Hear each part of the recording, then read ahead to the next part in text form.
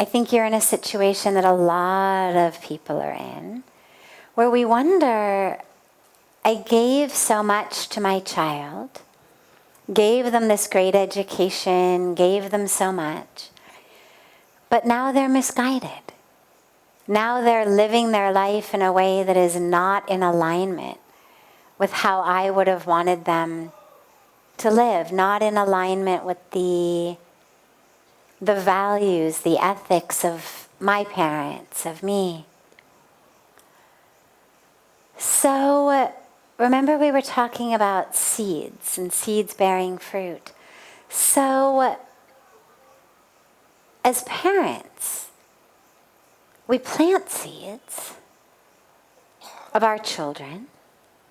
We plant them in soil that's as beautiful as it can be. That soil is you and your wife. Your parents, that soil that your children got from their parents, their grandparents. You water them. You shine the sun on them. You keep educating them. You give them culture. You give them sanskaras. But ultimately, actually what that seed is going to become is not up to you. They've come into this world with that karmic package, with that seed. I could stand over a peach seed all day long, chanting mantras of apples, saying apple prayers and doing apple dances, and I could keep showing it pictures of apples. I could dress up like an apple. I could do everything that is apple. But at the end of the day, that seed's never going to give me apples. The best it's going to give me is peaches, because it's a peach seed. And we have to remember that as parents, is that our duty is not to turn peach seeds into apple seeds. They're here with whatever karmic package they've come into this world with. Your daughter's living in Scotland. It sounds like she's made quite a life for herself. It's just not what you would have wanted. In your eyes, it's misguided, but I'm sure if she were sitting here and I said to her, so would you like some assistance with being misguided? She would say, well, I'm not misguided.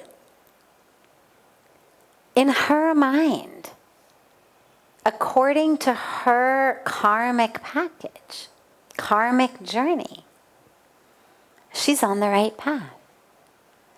And it's really difficult as parents, of course, because we've given time and energy, resources, our lives. And to not have an agenda for how this seed is going to turn out, it's almost impossible, but that's actually what your responsibility is. And it's a beautiful challenge for you. Can you love her and respect her and accept her anyway? Even though she's walking a very different path. Even though you think she's completely misguided. Can you love her anyway? Can you honor her anyway? Can you support her anyway? Your days of molding her are long since over. You're not going to mold her anymore. These are the days where you really only have two choices. Either to learn to support her, learn to love her. That's what unconditional love means. Is whatever choices you make, whether it's the choices I would have wanted for you or not, I'm here anyway for you. I'm your dad. I'll always be there.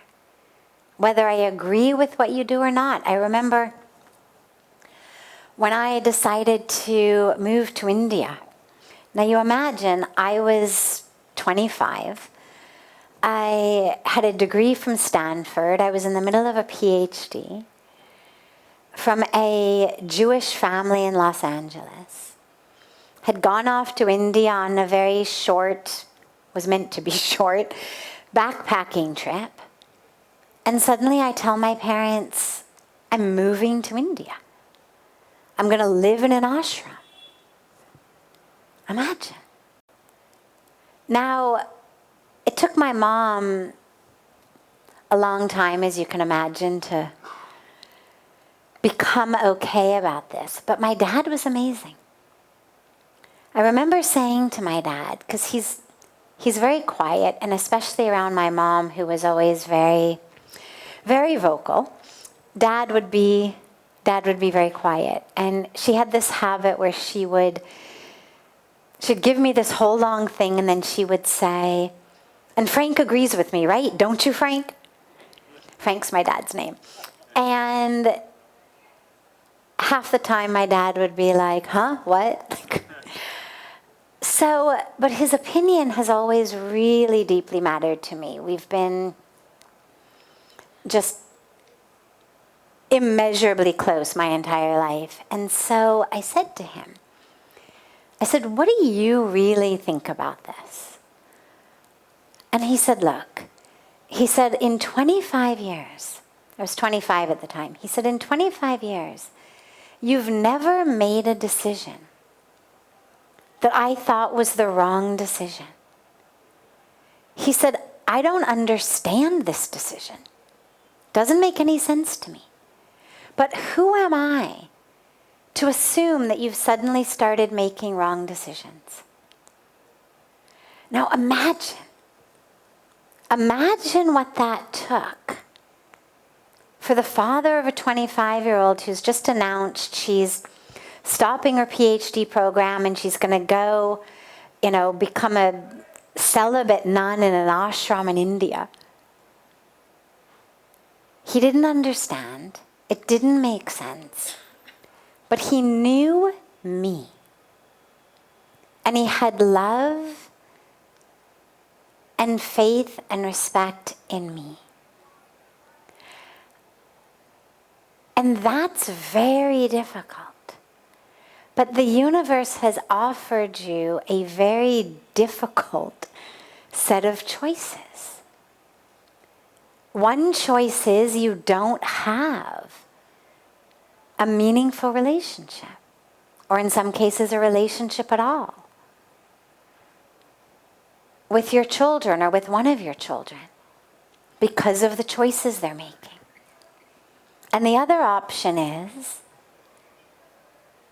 you go on a very deep, personal deep dive to that source of love inside of you that may not love her choices, it may not love her decisions, it may not love her values, but that loves the core of her and supports the core of her and embraces the core of her. And that's really all you can do. You're not going to change her. Now all you get to do is love and support her anyway. And realize, okay, it was a peach seed. I was doing apple dances and apple prayers, and we're all apples, and I have no idea how we got this peach seed, but nonetheless, it's a peach seed. Okay. Can I learn to enjoy peaches? Can I learn to make peach pie? Can I learn to see the value in peaches, even though it's not what I thought I wanted or what I thought we were going to get?